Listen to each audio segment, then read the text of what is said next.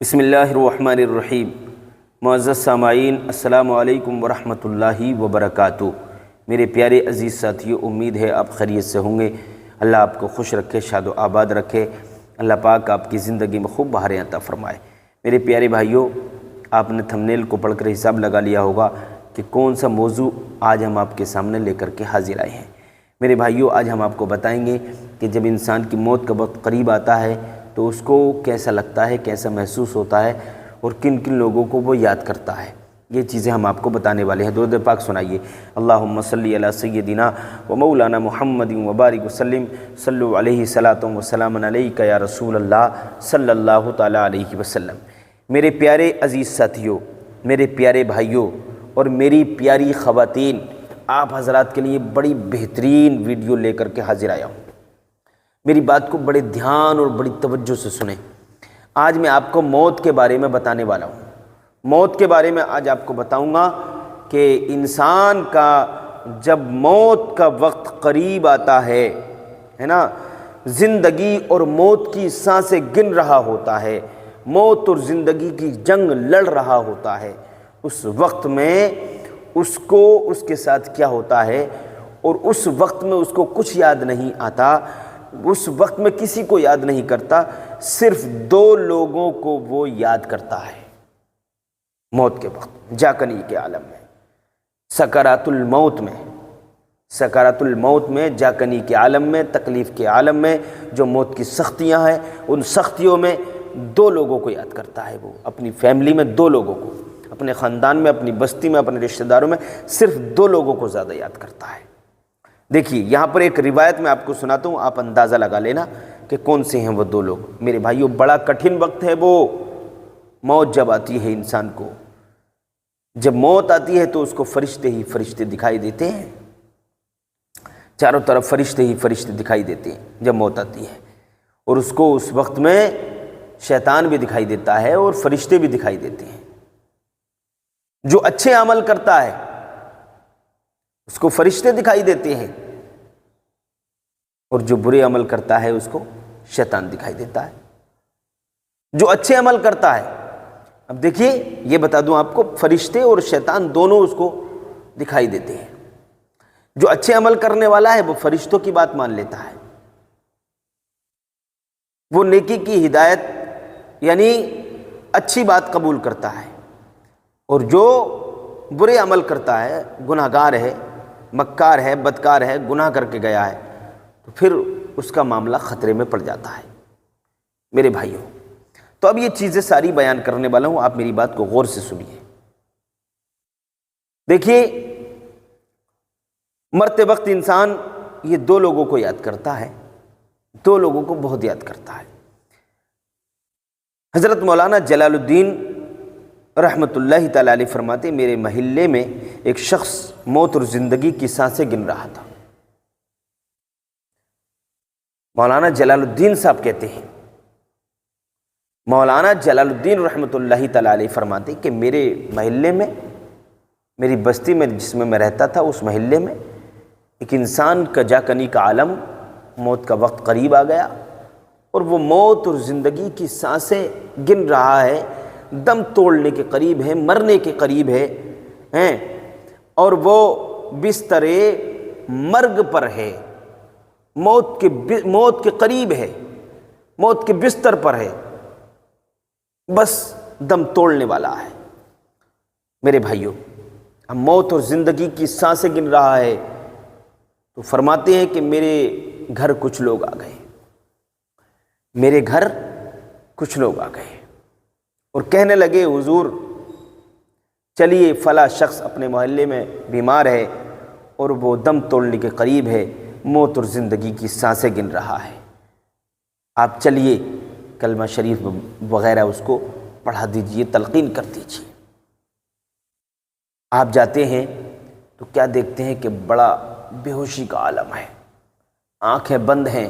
جب پہنچے تو قدموں کی آہٹ ہوئی اور کسی کے آنے کی آہٹ ہوئی، تو اس نے آنکھیں کھولی، بڑی ہمت سے آنکھیں کھولی، پھر بند کر لی۔ اب مولانا جلال الدین صاحب کلمہ شریف کی تلقین کر رہے ہیں، کلمہ شریف پڑھ رہے ہیں، لا الہ الا اللہ محمد رسول اللہ۔ یہاں پر ایک مسئلہ میں آپ کے سامنے بیان کر دوں کہ جا کنی کا عالم کسی کا ہو، کوئی موت اور زندگی کی سانسیں گن رہا ہو، تو آپ اس سے کلمہ پڑھنے کو کبھی مت کہنا، بس اس کے سامنے زور زور سے کلمہ پڑھنا ہے، زور زور سے کلمہ پڑھنا ہے، اس کو حکم نہیں دینا ہے۔ کیوں نہیں دینا ہے؟ اس لیے کہ جو مرنے والا ہے، جو مر رہا ہے، جو دم توڑنے کے قریب ہے، جو موت کے قریب ہے، موت جس کے سر پہ آ چکی ہے، اس کو کبھی بھی کلمہ پڑھنے کا حکم مت دینا، اس لیے کہ اس کی عقل خراب ہو چکی ہوتی ہے، بے ہوشی کا عالم ہوتا ہے۔ کہیں ایسا نہ ہو کہ آپ اس سے کلمہ پڑھنے کہیں اور وہ انکار کر دے اور اس کا اسی وقت سانس رک جائے، دم نکل جائے، تو خاتمہ بالشر نہ ہو جائے۔ یہ خطرہ ہے کہ خاتمہ ایمان پر نہ ہو، یہ خطرہ ہے۔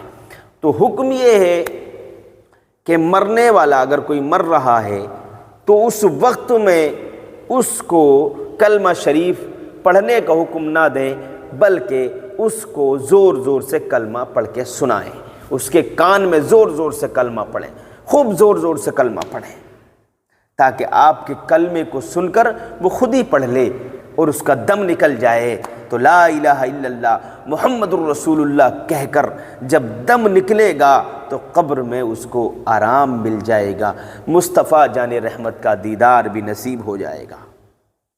اب میرے بھائیوں، بات وہیں آ جاتی ہے کہ جب پڑھا، حضرت نے کلمہ پڑھا، تلقین کی، تو اس نے آنکھیں کھولی اور جو ہے اللہ کی طرف سے اس کو طاقت ملی، ہمت ملی، تو اس نے کہا کہ میری بیوی کہاں ہے، میرے بچے کہاں ہیں۔ پہلے اس نے اپنے بچوں کو بلایا، تو لوگوں نے، گھر والوں نے جلدی سے اس کے بچوں کو بلایا اور اس کے قریب کر دیا، یہ ہیں آپ کے بچے۔ پھر اس نے دیکھا اپنے بچوں کی طرف، پھر کہتا ہے کہ میری بیوی کہاں ہے، بیوی کو بلایا، یہ ہے آپ کی بیوی۔ تو اپنی بیوی سے کہتا ہے میری پیاری بیوی، میں تجھ کو ایک نصیحت کر رہا ہوں، میں تجھ کو ایک وصیت کر رہا ہوں۔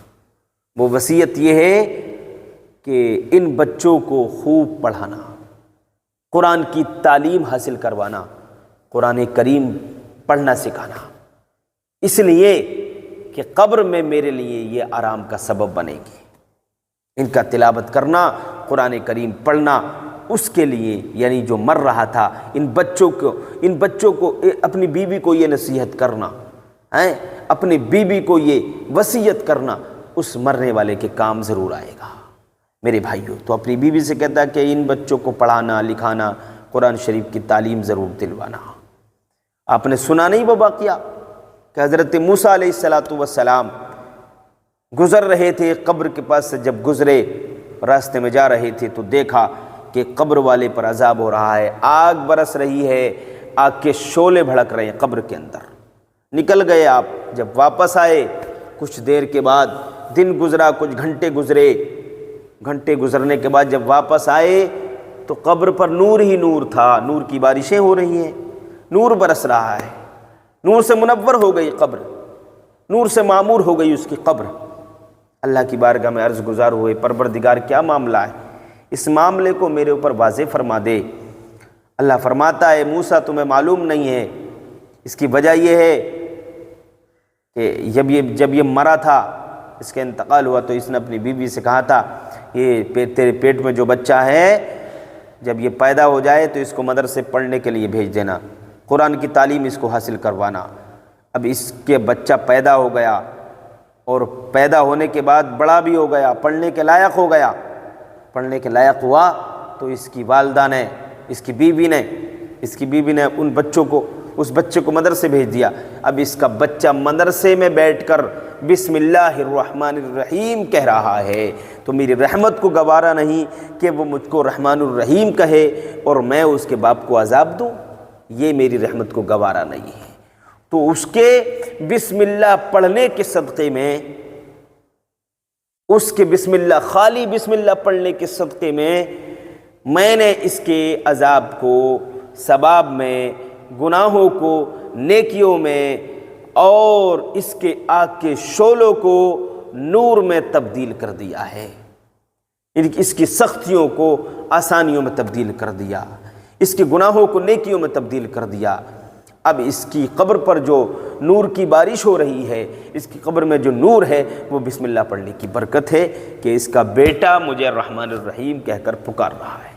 تو میرے بھائیوں، یہ فائدہ ہے اپنے بچوں کو قرآن کی تعلیم حاصل کروانے کا، بسم اللہ شریف پڑھنے اور پڑھانے کا۔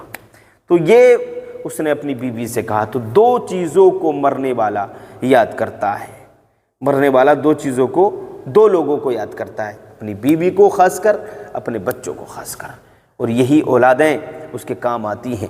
حدیث پاک میں آتا ہے کہ انسان جب دنیا سے جاتا ہے، مرتا ہے، انتقال کر جاتا ہے، تو رشتہ داری ختم ہو جاتی ہے، خاندان ختم ہو جاتا ہے نا، تعلقات ختم ہو جاتے ہیں، جو کاروبار ہے، بزنس ہے، وہ بھی ختم ہو جاتا ہے، زمین جائیداد چھوڑ کے جانا پڑتا ہے، تمام چیزیں چھوٹ جاتی ہیں، پیسہ روپیہ، سونا چاندی، ہیرے جواہرات سب چھوڑ کے جانا پڑتا ہے۔ لیکن سب چیزیں چھوٹ جاتی ہیں، لیکن تین چیزیں ایسی ہیں جو کبھی نہیں چھوٹتی، مرنے کے بعد بھی مرنے والے کو ثواب ملتا ہے۔ ایک تو وہ صدقہ جاریہ، آقا فرماتے ہیں صدقہ جاریہ، صدقہ جاریہ، جو صدقہ جاریہ کرتا ہے تو صدقہ کرنے والے کو صدقہ جاریہ کا ثواب مرنے کے بعد بھی ملتا ہے، سمجھے؟ اب دوسرا کون ہے؟ دوسرا ہے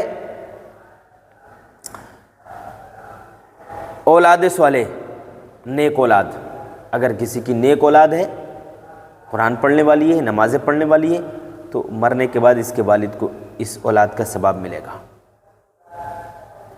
اور نمبر 3 علم نافع، یعنی کسی نے کسی کو اگر حافظ قرآن بنا دیا، کوئی نیکی کی دعوت دے دی، کوئی اچھی بات بتا دی اور اس نے عمل کر لیا، تو اس عمل کا ثواب اس مرنے والے کو بھی ملتا رہے گا۔